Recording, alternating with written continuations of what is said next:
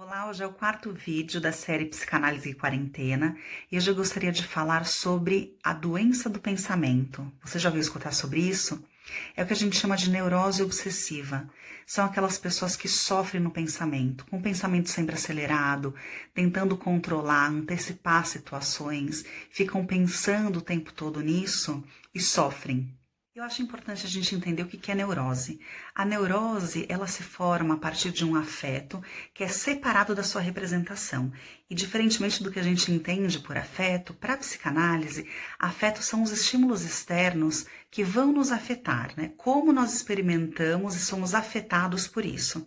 Então, por exemplo, imaginem um bebê que está com desconforto, está com alguma insatisfação, e aí é um afeto que não está ligado a nada. Quando ele consegue ligar isso à fome, a uma representação, esse afeto está ligado, já não está mais solto. Então vejam que interessante. O que vai determinar o tipo de neurose que a pessoa tem é a localização, né? Para onde se destinou esse afeto.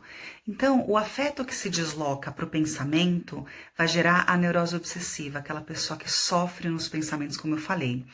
O afeto que se desloca para o corpo é a pessoa histérica, é aquela pessoa que vai sofrer no corpo, paralisando um braço, uma perna. E tem também o deslocamento para um objeto, que é a fobia. A pessoa que tem fobia de animais, a pessoa que tem fobia de altura, de lugares cheios. Então imaginem que uma pessoa chega no consultório com fobia a rato ou com o braço paralisado. Esse não é o real problema. Esse foi só o lugar, o destino para onde foi deslocado esse afeto. O que a gente tem que trabalhar com essa pessoa está muito mais profundo, em camadas mais profundas que esse sintoma.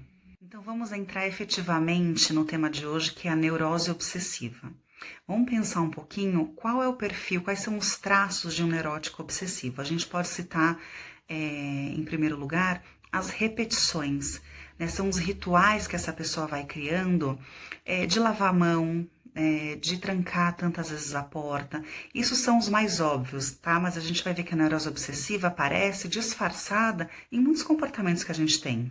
O segundo ponto são as obsessões. A pessoa fica obsessionada, né, por alguns comportamentos e ela não consegue viver sem realizá-los.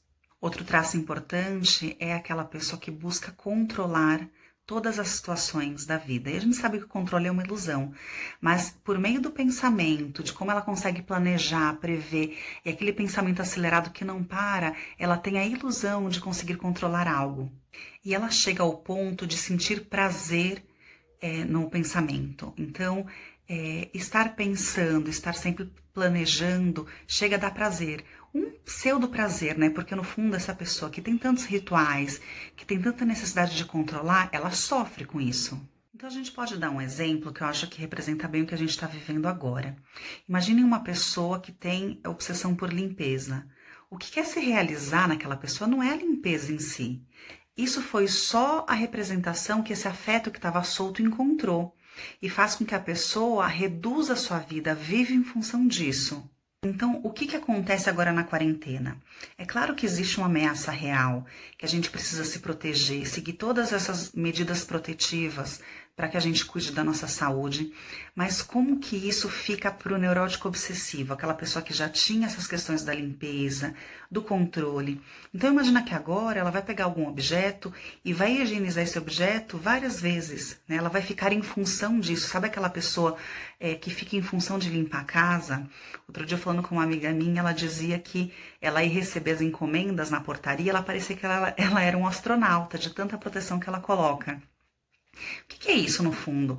É uma forma de tentar controlar e se defender dessa ameaça, que é uma ilusão. É como se ela tentasse colocar uma barreira entre ela e a ameaça. Essa tentativa de controle faz a pessoa sofrer, porque a vida dela se reduz àquilo.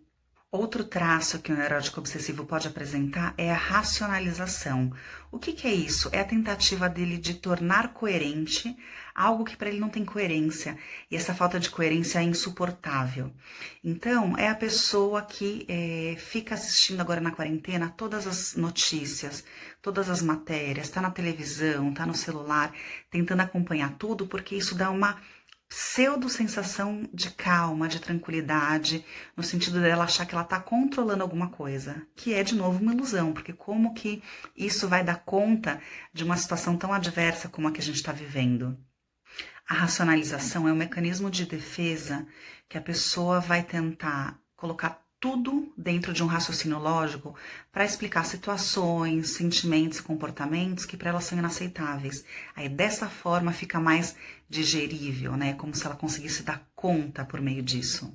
Agora, na quarentena, isso pode aparecer em pessoas que têm todos os dados, né, do que está acontecendo no mundo na cabeça, que colocou dentro de um raciocínio lógico toda a progressão, todo o comportamento do vírus em todos os países. É a pessoa que tem tudo numa planilha mental, né, setas, um PowerPoint interno.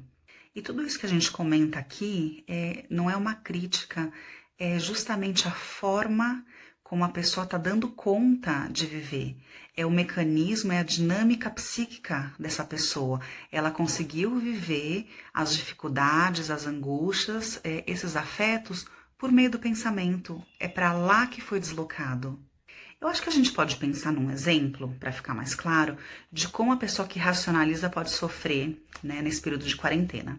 Então imaginem que o desejo dela é sair de casa, é poder passear, é poder ir e vir, e ela tá super contrariada, super frustrada com esse isolamento social. O que ela vai fazer? Ela vai pegar essa situação que para ela não tem coerência, vai colocar dentro de um raciocínio lógico para que isso se torne um pouco mais coerente. Então, ela vai assistir algumas matérias, vai pegar alguns dados, vai falar, olha, eu acho que não é tudo isso, eles estão superestimando, supervalorizando a situação, não é tão perigoso assim, para justificar uma vontade de poder sair. O que vai acontecer? O ego dela vai sofrer pelo seguinte, existem várias instâncias aí que o ego precisa conciliar, então ele precisa atender o id, que é o nosso desejo, ele precisa atender o superego, que é a nossa moral interna, as nossas regras internas, e precisa atender a realidade que se impõe também, né, com leis, enfim, o governo mostrando aí o que a gente pode e não pode fazer. A gente fala que o ego não é senhor na sua própria casa, porque ele precisa atender todo mundo, né, e conciliar uma solução. Então a gente pode pensar como é que uma pessoa controladora consegue viver nesse cenário que a gente está tendo hoje, de tantas incertezas, de pouquíssima previsibilidade. A pessoa começa a elaborar coisas no pensamento, tentar racionalizar, tentar construir algo no pensamento dela para dar conta de algo que não tem controle nenhum. É como se ela realizasse a sua satisfação por meio do pensamento. Né? Se ela não pensar e não construir todas essas coisas, algo de muito ruim pode acontecer. Vocês percebem que é uma defesa?